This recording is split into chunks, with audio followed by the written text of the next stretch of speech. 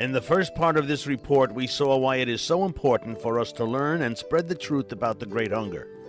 It's a subject that is not well known, even though facts are available. And what do these facts show? First of all, they show that the failure of the potato had long been a fact of Irish life, but the failures were usually only partial, localized, or lasted just one season. Plus, there were other crops on which to rely.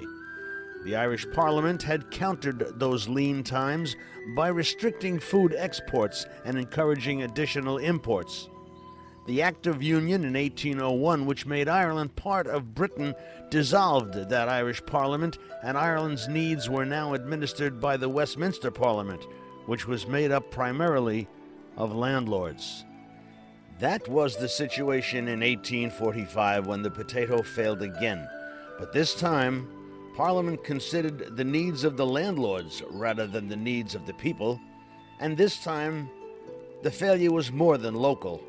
It was countrywide. And this time the potato was a much more significant crop than it had ever been before. Yet still it was the only crop that failed. Since a dictionary describes a famine as a general scarcity of food, and since other crops were grown in abundance throughout the land, that would indicate that there never was a famine in Ireland after all. And that's why comparisons to Bangladesh are misleading. That's also why we call it the Great Hunger and not the Great Famine. It's not just semantics. The word famine implies an uncontrollable natural disaster rather than fixing the blame on the real causes. The disaster which befell Ireland only reached its peak in the 1845 to 1850 time frame. It actually started many years earlier, when Irish land was given to trusted Englishmen to establish a loyal population who would hold Ireland for the crown and save the expense of an army of occupation. The subjugation of the native Irish was encouraged to ensure domestic tranquility in a peaceful colony. The new landlords employed the disenfranchised Irish as tenant farmers and even rented them a portion of their former land. The only crop allowed the tenant was that which he could grow on his rented plot of land. His harvest was sold to pay rent to the landlord, taxes to the crown, and a tithe to the Church of England, to which they didn't even belong. What was left he could sell to clothe his family and store to feed them. That's how the stage was set for this great tragedy. That's when the Great Hunger really began. Profit-hungry landlords built a system which fed on greed. Many returned to England and employed agents to run their estates and send the profit over to them. An agent's success was measured by the profit he could turn, and to increase profit, many agents rented a portion of land to middlemen in search of profit themselves. The middlemen subdivided that portion even further and offered it for higher rent. The number of people thus engaged in squeezing profit from the land caused rents to be almost double that for comparable land in England. Few could afford the high rents, so a system of conacre was developed by which a contract was signed for an acre of land, with rent not due until the harvest. Sounded like a good deal, and with no other way to secure land, many were forced into conacre to survive. But like the tenants, their earnings were committed before ever they were attained, and they fell deeper into debt. Another contributing component to the calamity was that Irish married young, believing that children were insurance against poverty and old age, and their priests counseled them that it was the duty of every good Catholic to have as many children as they could.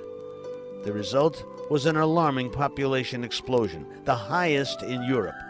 In just 60 years, the native population nearly tripled in spite of an incredibly high infant mortality rate of 20%. Further, since land was at a premium, when a tenant's children married, they were forced to share a portion of the parents' land, and each new generation reduced the acreage apportioned to a single family even further. As land became less able to support the growing population and rents, tithes, and taxes rose, the Irish were forced to a crop that could produce the highest yield per acre with the least investment in time, since most of their time was expended working for the landlord. In less than 2 generations, they became totally dependent on that wonderfully nutritious root vegetable, the potato. Even families who had worked the sea for generations were forced to sell their boats and nets when rents, tithes, and taxes left them unable to afford enough salt to preserve a year's catch. Then they too turned to the potato. The stage was set for tragedy, and its coming was no surprise. A terrible blight had hit the potato crop in America in 1843 and in Europe in early 45. It was definitely coming. But in the American and European failures, there was no great suffering and loss of life because there were other crops on which to rely. There were other crops in Ireland too, but they belonged to the landlords. The Irish were even restricted from hunting and fishing, for the rivers, lakes, and woods were the property of the landlords, and hunting was now a crime called poaching, for which a man could be shot. The potato blight in 1845 came as no surprise, and neither did the impact it would have. The smaller, isolated potato failures, which had occurred in Ireland on previous occasions, had disastrous results, killing thousands by starvation and foretelling the coming tragedy. And Parliament knew this, because since the Act of Union in 1801, no fewer than 114 commissions and 61 special committees had been assigned to study the conditions in Ireland. The consensus was that Ireland was on the verge of starvation, unemployment was rampant, and the standard of living was the lowest in Europe. The Poor Inquiry of 1835 verified that 75% of the Irish were unemployed 30 weeks or a year or more, and unless they could get a patch of land on which to grow potatoes, they would starve. Today, some will say that the Poor Law of 1838, which resulted from these studies, is an example of Crown benevolence.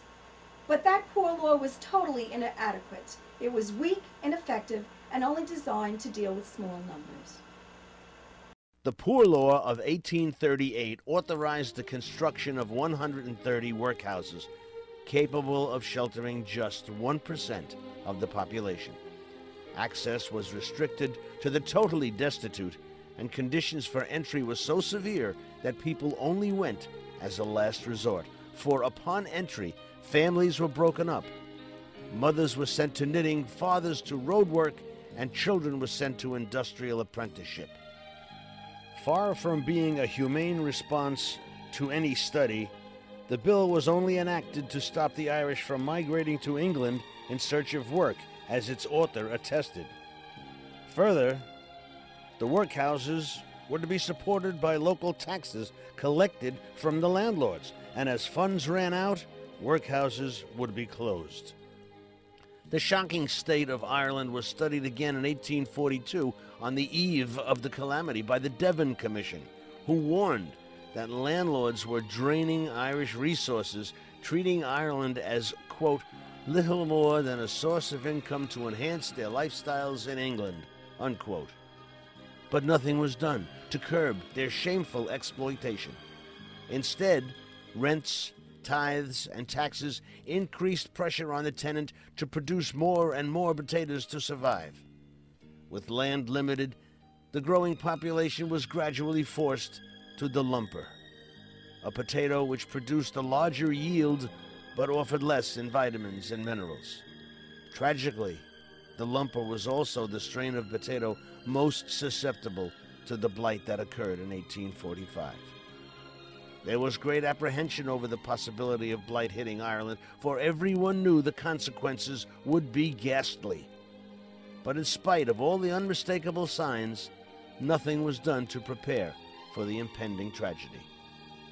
In September of 1845, the fear that many dared not utter was realized. The blight had struck Ireland. It had only been a matter of time, and now that it had arrived, officials knew full well what the consequences would be. In fact, some members of Parliament publicly welcomed it as a solution to Ireland's population explosion. In the next part of our report, we shall discuss the terrible years of blight and hunger that followed.